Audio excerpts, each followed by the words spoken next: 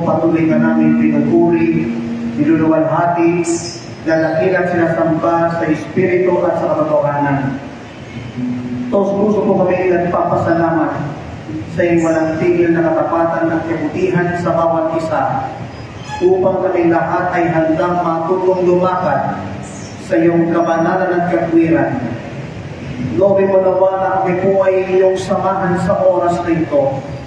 Iyon ang iyong pagpagimalang kamay. Abutin ang lahat ng aming pangangailangan. Pagalingin ang mga may sakit at karamdaman sa ngalan ni Jesus. Ang mga nangihinag na bibigatan, inyo pong pag-aani palakasin sa ngalan ni Jesus. At ang lahat ng kahilingang itataas, ipagkaloob mo tugunin sa ngalan ng aming Panginoon. Pagpalay mo po higit sa lahat ang mabuting balitang ating iyahatid upang ito'y magbigay sa amin ng liwanag sa lahat ng makikinig at makakarinig ng mensaheng ito, upang ito'y maging daluyan ng iyong mga tanda, himala, kababalaghan, kapangyarihan at walang tigil na biyaya at pagpapala.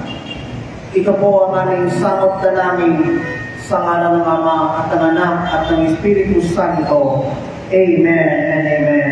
Purihin ang Panginoon.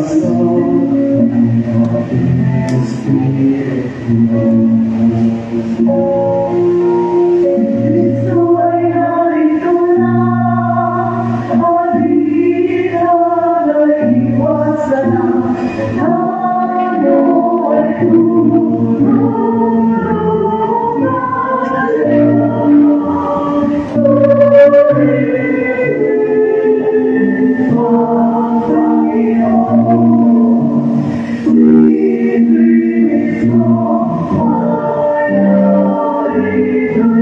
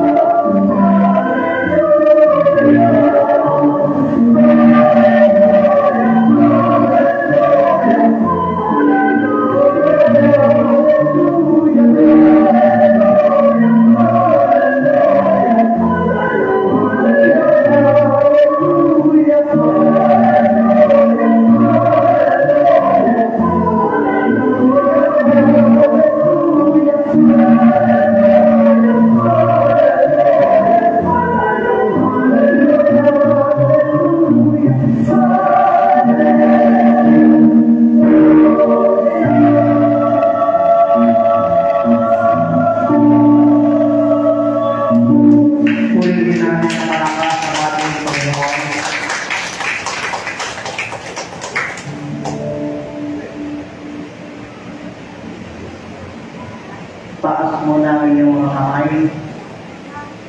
Bago po tayo magbasa ng ating mabuting balita, meron po akong ipapasigaw sa inyo. Pag sinabi kong God is good, ang isasagot nyo talaga. Pakilip ko na lahat. Okay. Pag sinabi ko naman all the time, ang isasagot nyo, husay naman. God is good. All the time. Husay talaga. Husay naman. Ulit. God is good. All the time. Purihin si Yahweh sa kanyang kapalaran. Brothers and sisters, ating tunghayan ng mabuting balita na ating pagsasalusaluhan dahil tayo papasok sa ikalabing limang linggo, if I am not mistaken. Papasok tayo sa ikalabing limang linggo sa karaniwang panahon. Hahangulin natin ang mabuting balita ayon kay San Lucas, ang kabanatay 10, talatang 25 hanggang 37. Luke chapter 10 verses 25 to 37. Luke chapter 10 verses 25 to 37. At dito po ang mababasa sa wikang Ingles. On one occasion, an expert in the law stood up to test Jesus. Teacher, he asked, what must I do to inherit eternal life? What is written in the law? He replied, how do you read it? He answered, love the Lord your God with all your heart, and with all your soul, and with all your strength, and with all your mind. And love your neighbor as yourself. You are answered correctly, Jesus replied. Do this and you believe. But he wanted to justify himself. So he asked Jesus, and who is my neighbor? In reply, Jesus said, a man was going down from Jerusalem to Jericho. When he fell into the hands of robbers, they stripped him of his clothes, beat him, and went away, leaving him half dead. A priest happened to be going down to the same road, and when he saw the man, he passed by on the other side. So too, a Levite, when he came to the place and saw him, passed by on the other side.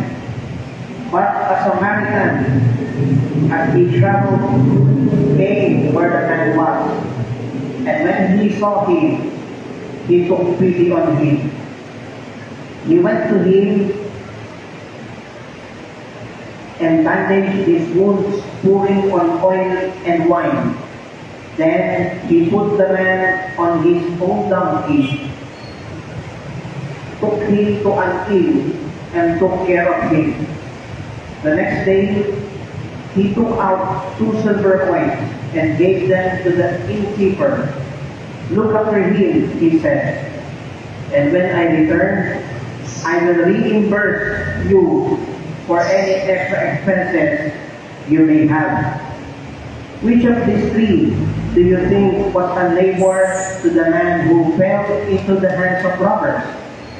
The experts in the law replied, the one who had mercy on him. Jesus told him, go and do likewise. Purihin natin ang buhay na Diyos. May iskribang lumapit kay Jesus upang siya'y subukin.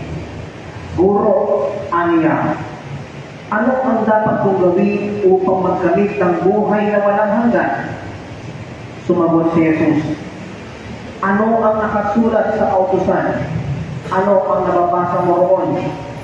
Tumugon siya, ibigin mo ang Panginoon mong Diyos ng buong puso, ng buong kaluluwa, ng buong lakas, at ng buong pag-iisip, at ibigin mo ang iyong kapwa gaya ng iyong sarili. Tama ang sagot mo, wika ni Jesus. Gawin mo yan at mabubuhay ka. Sa hangad ng iskriba na huwag siyang lumabas na kahiya-hiya, tinanong niya ulit si Jesus, sino naman ang aking kapwa? Sumagot si Jesus, may isang taong naglalakbay buhat sa Jerusalem patungong Jericho. Hinarang siya ng mga tulisan, kinuha ang patidanit sa katawan, binugbog at halos patay na ng iwan. Nagkataong dumaan doon ang isang saserdote at pagkakita sa tao na kahusay, siya'y lumihis at nagpatuloy ng kanyang lakad. Dumaan din ang isang Levita, ngunit tinignan lang niya ito at nagpatuloy ng kanyang lakad. Ngunit may isang Samaritanong naglalakbay na naparaan doon. Nakita niya ang hinarang at siya'y nahabag.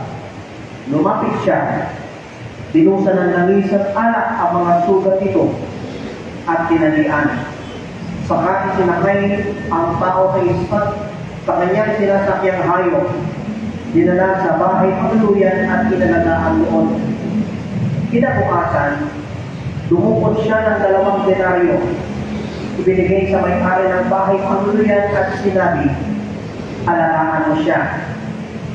At kung magkano man ang kakulangan niyan, babayaran ko sa aking pagbabalik. Sino ngayon sa palagay mo ang nagpakita ng kanyang pakikipaglapwa sa taong hinarang ng mga tulisan? Tanong ni Jesus. Ang nagpakita ng habag sa kanya, tugon ng iskriba. Sinabi sa kanya ni Jesus, humayo ka, gayon din ang gawin ko. Brothers and sisters, ito po ang mabuting balita para sa ating lahat, buhat sa Panginoon. Purihin namin ang malakas sa Panginoon. God is good. Pangalina. God is good. All the time. Purihin namin ang Diyos sa buhay. Maaari na po kayong maupo sa napakagandang presensya ng Panginoon. Isang pinagpalang gabi po sa inyo lahat.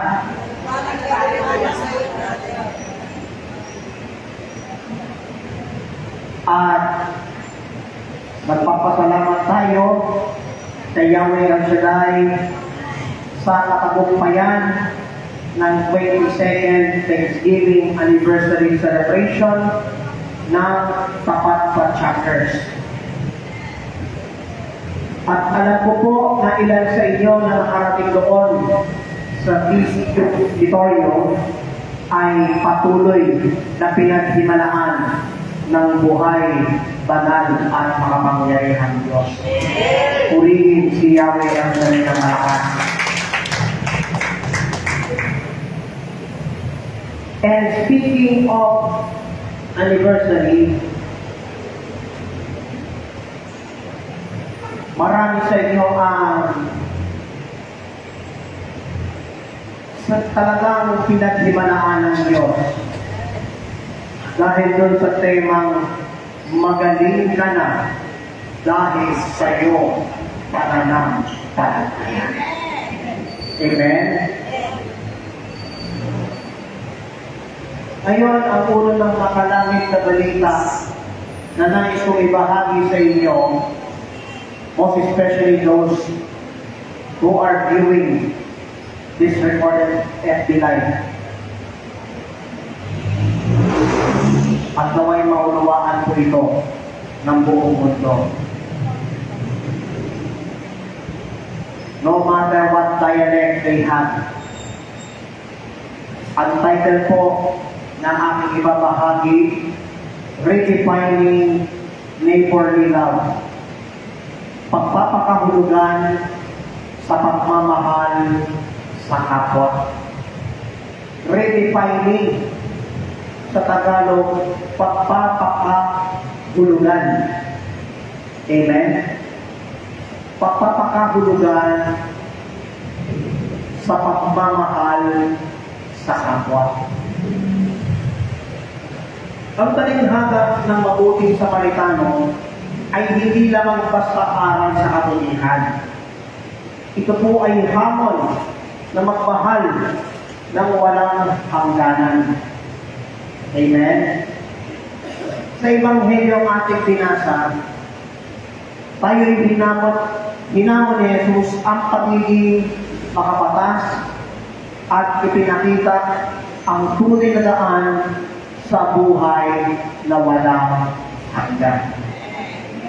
Amen?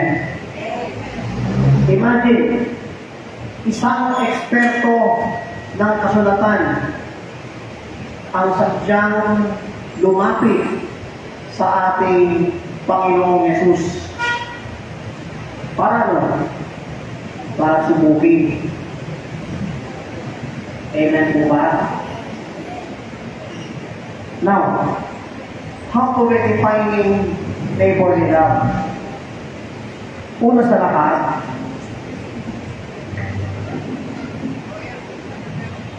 the lawyer's trap, eternal life through works.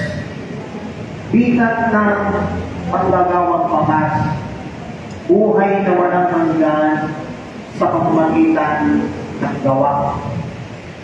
Saan ka po hinamok? Makikita natin sa Luke 25, Luke 10:25, Luke chapter 10 verses 25 to 29. Ito ang sabi, may iskribang lumapit kay Jesus upang siya'y subukin. Guro, aniya, ano ang dapat kong gawin upang magkamit ng buhay na walang hanggan? Sumagot si Jesus, ano ang nakasulat sa kautusan? Ano ang nababasa mo roon? Tumugon siya, ibigin mo ang Panginoon mong Diyos ng buong puso, ng buong kaluluwa, ng buong lakas, at ng buong pag-iisip. At ibigin mo ang iyong kapwa gaya ng iyong sarili. Tama ang sagot mo, wika ni Jesus. Gawin mo yan at mabubuhay ka. Sa hangad ng iskriba na huwag siyang lumabas ng kahiya-hiya, tinanong niya ulit si Jesus, sino naman ang aking kapwa? Ayaw niya isang eksperto ng kasulatan ang lumapit sa ating Panginoon upang subukin. Tinanong niya, Guro, ano po ang dapat kong gawin upang magkamit ng buhay na walang hanggan? Tinanong ulit siya ni Jesus ng tugon. Ang sabi niya, ano ang nakasulat sa kautusan at ano ang nababasa mo doon? Sumagot ang eksperto ng kasulatan, ibigin mo ang Panginoon mong Diyos ng buong puso, ng buong kaluluwa, ng buong lakas, at ng buong pag-iisip. Sa madaling wika, ibigin natin ang ating Panginoong Diyos ng buong pagkatao. Amen. Ang pagmamahal natin sa Diyos, hindi hap-hap, kundi buo. Amen. Amen po ba? Amen. The lawyer asks, what must I do to inherit eternal life, revealing a works-based mindset? Tanong ng eksperto ng kasulatan, kung ano ang dapat niyang gawin upang magkamit ng buhay ng walang hanggan, ang siyang nagpapakita ng pag-asa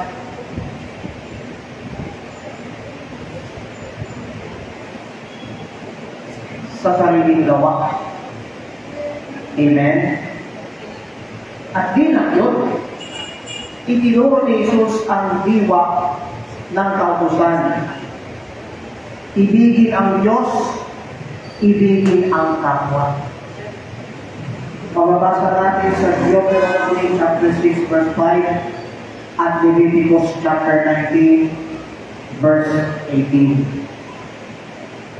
Amen? Amen po ba? Amen. So, ano po ang pinakasusi dito? Walang pagkasusupil sa kautusan ng ganap. Romans chapter 3 verse 20. Ang buhay na walang hanggan ay sa pamamagitan ng relasyon at hindi sa ritual. Amen po ba? Ibigin mo ang Diyos ng buo mong pagkatao at ibigin mo ang kapwa mo tulad ng iyong sarili.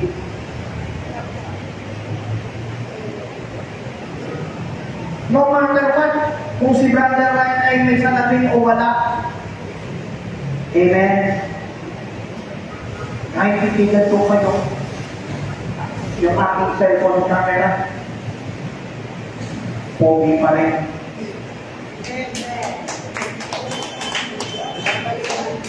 Yung palampak sa inyo, mapupunta na.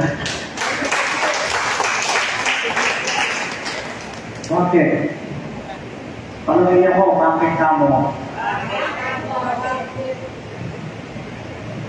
May salamin sa walang salamin. Walang nilikha ng Diyos na pangit. Amen. Kahit ikaw ay nasa edad na senior citizen, taas na po kamay ng senior citizen. Enjoy your life. Amen po ba? At kapag in-enjoy nyo ang buhay nyo, kasama ng inyong mga apo, may ganting ala kayong ibigay ni Yahweh El Shaddai. Kahit pagkatapos magsimba, magbanding kayo. Amen? Buti pa yung pangangking ko. Pagkatapos magsimba, nagpapanding din. Saan? Doon sa isang board. Buti pa ang board, ginamit ng Diyos para magkaroon ng Sunday Masses. Amen? Alam niyo, natutuwa ako sa mga bata kapag niyayang niyang mag-trip. Na-trip ang kanilang lolo at lola. Ang nakakatuwa nga na sa mga bata, yung pagtawag ng lolo, W sound, sa alip na L sound. Tanungin niyo kung bakit. Hindi ko alam kung matatawa kayo dito eh. Sasabihin ng bata, Momo, kain tayo lakto, Momo. Hallelujah. Siguro tatanong ninyo, Brother Ryan, paano pag W sound din ng lola? Siguro marinig yung, Mowa, kain tayo ice cream, Mowa. Amen. Amen po ba? Purihin natin ang buhay ng Diyos. Amen po ba? Yan ang life to the fullest. Yan ang loving God at loving others. Amen? Now the second one, definable mercy over cultural barriers. Ang talinhaga, pagpapakita ng awa sa kabila ng pagkakaiba. Imagine ninyo, may pinakita ang Panginoon tungkol sa pagpapakita ng awa. At ano yun? Yung talinhaga ng kabuting Samaritano.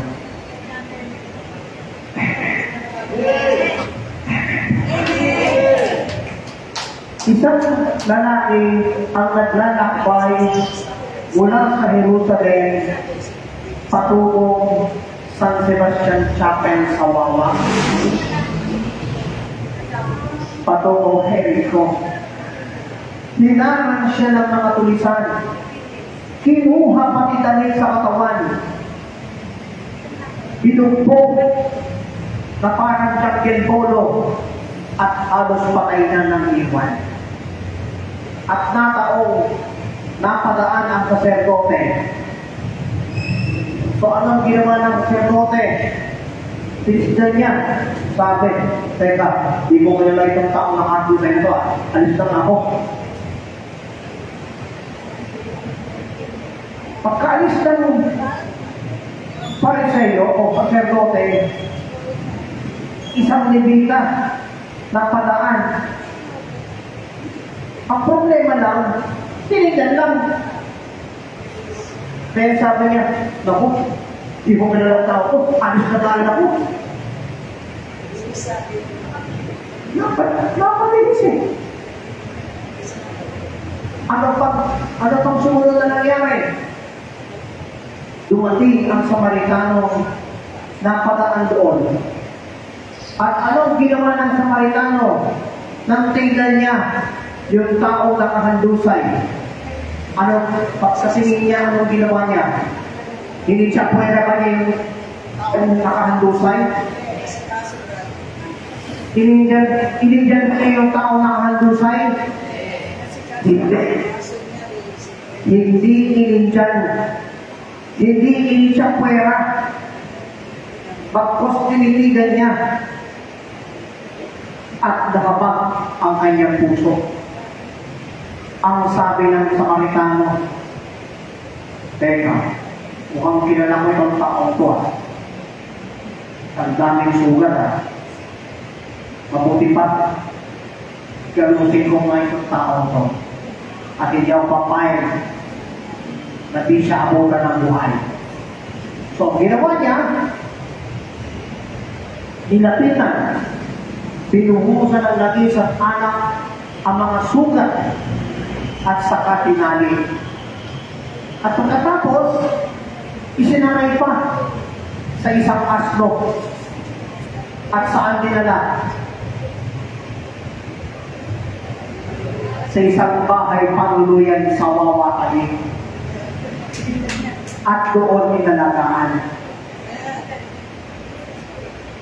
The next day, sumunod na araw, dumukot siya ng 2 denaryo at ibinigay pa sa innkeeper at sinabi sa innkeeper, Brad, alagaan mo siya at kung magkano man ang kakulangan, babayaran mo na sa aking pagbatanin.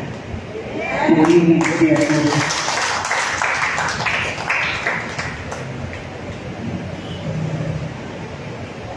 Ang mga saserdote at Levita ang siyang nagpapaliwala upang ini-ignore yung tao na handusay. Amen? Imagine, mapadaan yung dalawa.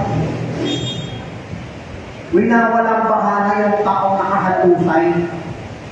Bakit? Ano tingin sa kanilang dalawang napadaan? Hindi kilala. at ang patingin sa taong nakahandusay, masamang tao,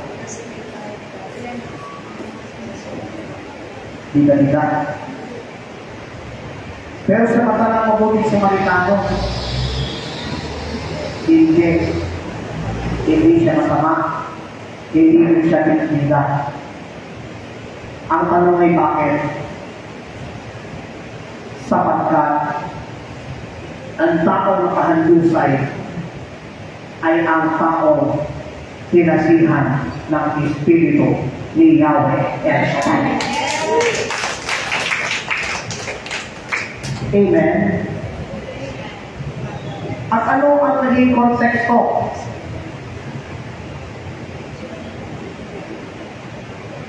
Ngunit ang Samaritano o kinamuhian man ng mga Hudyo, nagpakita pa rin ang habag. Kaya ginamit ni Jesus ang kaaway bilang bayani upang wasakin ang pag-ibig. Amen? At ano ang naging konteksto? Mga Samaritano ay itinuturing na hindi dalisay. John chapter 4 verse 9. Subalit, nagtatagumpay naman ang awa laban sa kinaugalian.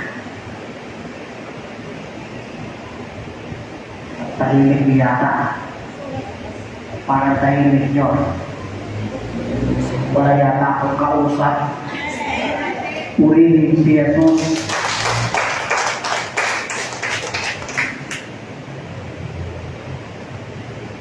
Pagamat masama ang katayuan ng mga Samaritano,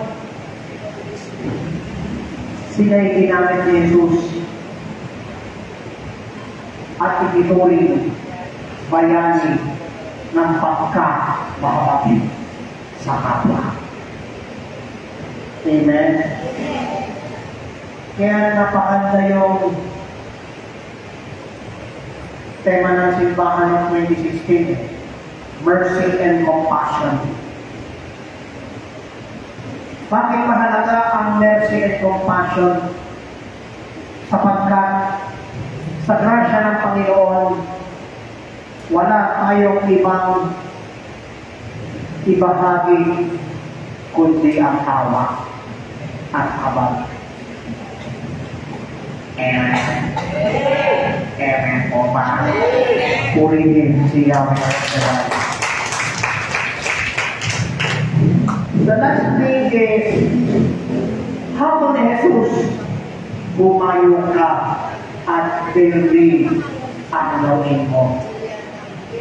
Amen? Nang tinanong ni Jesus sa eskriba, sino ngayon sa tatlo ang nagpapakita ng pakikipagkapwa sa taong hinarang ng mga pulisan? Ang sagot ng eskriba, yung nagpakita ng awa sa kanya. Ang sabi ni Jesus, eksakto, in punto, tayo ka at ganoon din ang gawin mo sa iyong kapwa. Amen!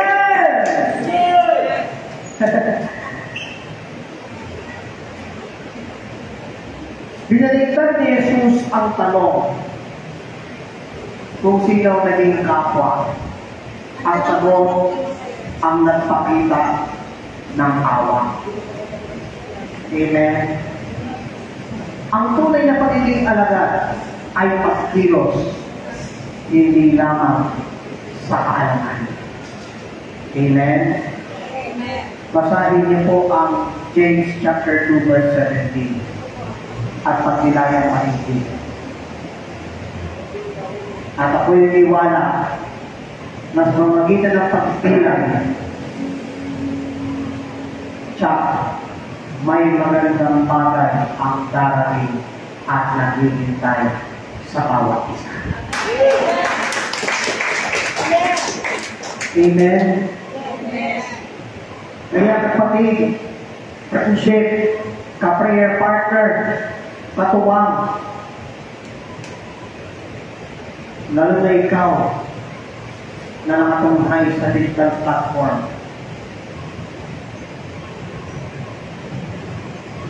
Huwag kang tumulan sa mga taong binaliwala ang kapwa.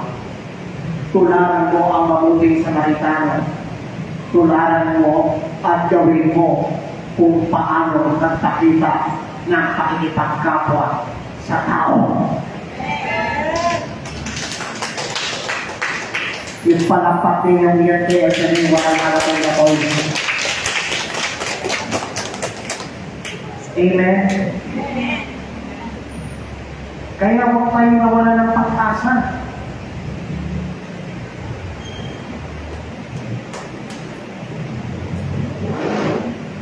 Sapagkat ang pag-asa ay nagagaling kay Jesus. Amen? At dapat patuloy tayo magpakita ng pagkipagkapwa. Tiyak, bago dumating ang buwan ng Agosto at bago matapos ang taong 2025, mas higit na biyaya ang ibubuhos ni Yahweh.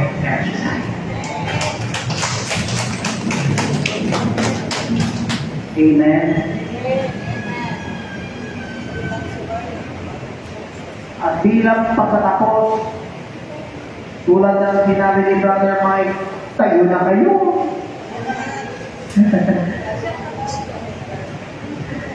Ang buhay na walang hanggan ay hindi sa pagsunod sa tuntunin, kundi sa pagtanggap kay Kristo Jesus. Ngunit ang pagmamahal natin sa Kanya ay mapatutunayan kapag minahal natin ang mga Samaritano sa ating buhay, ang mga itinakwil ng lipunan. Ang tanong, nong, handa ka bang humayo at ganoon din ang gawin mo sa kapwa mo? Ang hina. Ikaw kapatid na nanonood, handa ka bang humayo at gawin at ganoon din ang gawin mo sa iyong kapwa? Amen.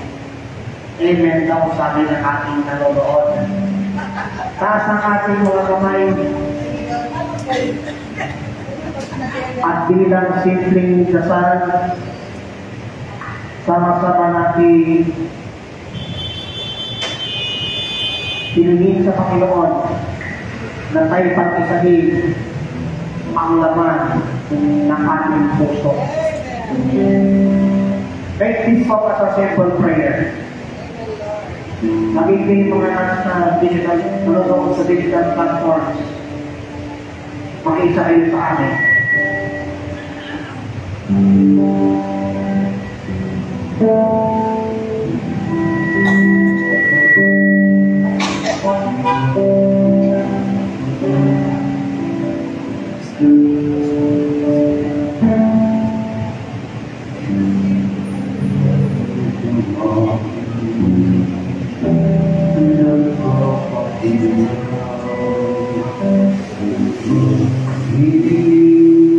Pagkamaling sa aming sana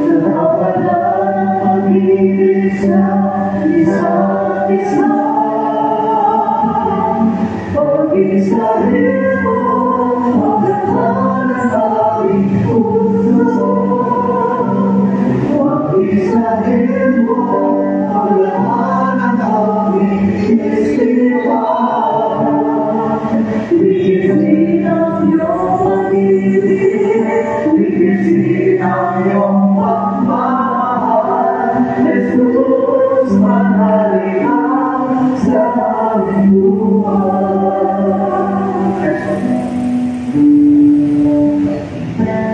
Nagsusumako, napapakumbaba, O Diyos kapili, patawarin sa aming sala, sapagkat nakapagin, sapagkat kami napili, sa kawalan pag-ibig sa isa't isa. Pag-isahin mo ang laman ng aming puso, pag-isahin mo ang laman ng aming isipan. Ligisin ang iyong pag-ibig, ligisin ang iyong pagmamahal, Jesus, matari ka sa aming buhay. Pag-isahin mo ang laman ng aming puso, pag-isahin mo ang laman ng aming isipan. Ligisin ang iyong pag-ibig, ligisin ang iyong pagmamahal, Jesus, matari ka sa aming buhay. Jesus, matari ka sa aming buhay. Jesus, matari ka sa aming buhay.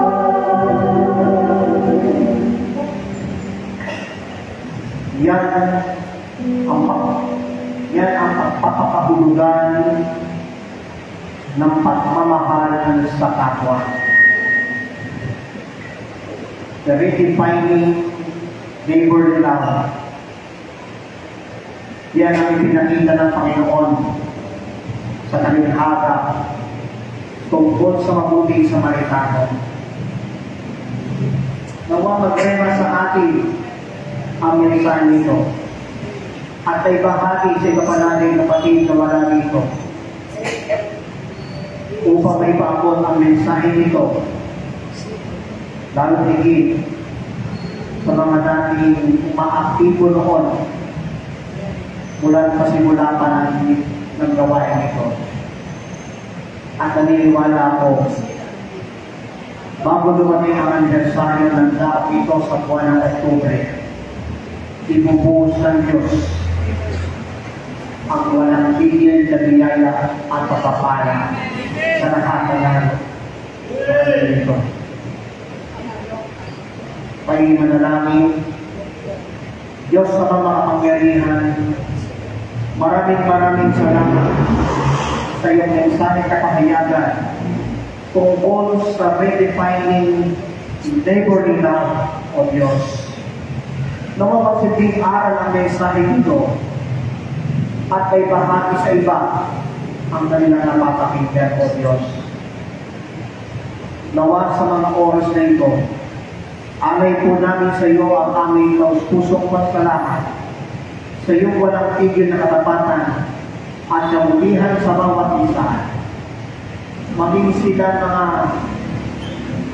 nasa kanilang mga tahanan, nakatunghay sa digital platforms, sila mga nasa balikan karamdaman. Sino mang nasa mga ospital na may mga daladalang karamdaman ng sakit, abunin mo, Panginoon, ng iyong kapagpagaling na kamay. Pagalingin ang lahat ng mga may sakit at karamdaman sa ngalan ni Jesus. Patuloy mong pagpalain ang lahat na nandito sa kapitan nito. Pagpalain ang mga nagtagulan nito simula sa coordinator hanggang sa pinakamababang lingkod, kasama ang mga awit at mga lungtong at ang mga nagsusuporta sa sa gawain mo, Panginoon. Pagpalain ng bawat isa, sundan mo po ng iyong mga tanda, himala, kababalaghan, kapangyarihan, at walang tigil na biyaya at pagpapala sa ngalan ni Jesus. Taas ang iyong mga daralahan, kasama ang iyong mga kahilingan, at mga handog, at iba pang bagay na ibig paspasan at pagpalain ni Yahweh El-Shaddai. Diyos sa mga kapangyarihan, narito po paspasan ang mga hawak ng aming mga kapatid, ang kanilang mga handbags, wallets, Biblia, tubig, langis, asin, panyo, at iba pang bagay na kanilang itinataas. Gamitin mo po bilang mga sangkap upang ang sinang mga hipo ay sundan ng iyong mga tanda, himala, kababalaghan, kapangyarihan at walang tigil na biyaya at pagpapala. Maging ang kanilang mga prayer requests na nakasulat sa puting papel ang kanilang mga kahilingan. Inaangkin po namin na lahat ay answered prayer. Lahat ay answered prayer. Paspasan ang kanilang mga aray handog. Ibalik sa kanila ng gustong takan, 60 degree at maapaw. At sa aming pansamantalang pakiwahiwalay, taglay po namin ang ibayong kalakasan at ibayong sigla na galing sa banal mong pangalan. Maraming salamat, Panginoon. Ito po ang aming samot dalangin kaysa nagpanambit ang panalangin ng aming ina Birhen si Maria at ng lahat ng mga anghel at pamalang sa langit kaysa din ng panalangin ni San Sebastian. Sa pangalan ng iyong bugtong anak, ang aming Panginoon, tagapagligtas, Panginoong Jesucristo, na nabubuhay na daharin kasama ng Espiritu Santo, isang Diyos, magpa sa walang hanggan. Everybody say Amen. Pakibabangin yung mga hawak kamay. Pakibabangin yung mga hawak kamay. Taasan yung mga kamay na walang hawak. At malaya tayong magpupuri kay Yahweh El-Shaddai.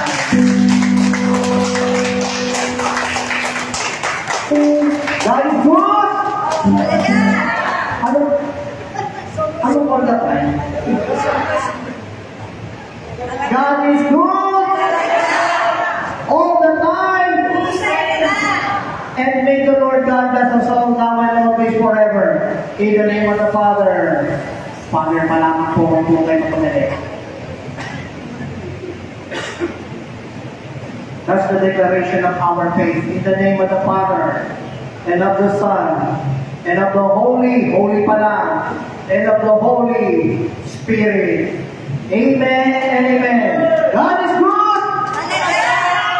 All the time! God bless everyone. And let's give Him thanks with a grateful heart.